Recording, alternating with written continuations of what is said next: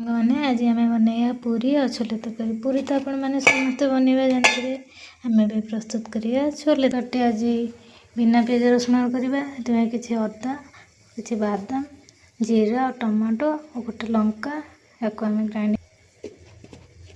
आम छोले को भेदे सकालू सकालू भेदेकी धोईकी ग्राइंड प्रेसर बसई देची। दुईटा सीटी बसैला पर्यंत सिझेबा। आम कड़े किसी तेल किसी टमाटो ऐड करवा, लंका,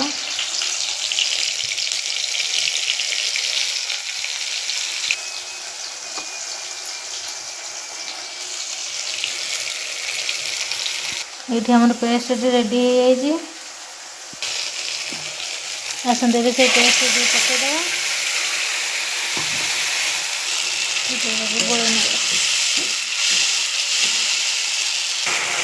स्वाद अनुसार लुण देवा। देखते आमर छोले सीझिकी पूरा रेडी अच्छे, बॉयल बॉयल आलू अच्छे। आम ये मसला रेडी हो आम बॉयल छोले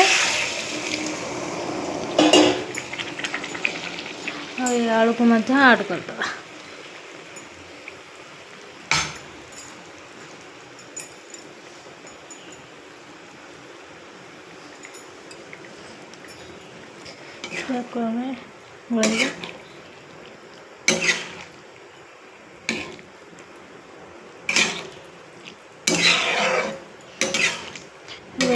किसी समय फुटिया छाड़देवा।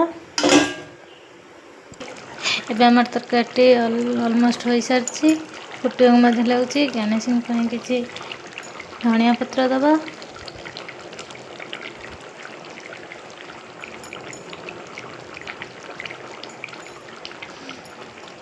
धनिया पत्र पकईले तरकार वासना आउ टे बढ़ी जाए। गुड़ाई दबा।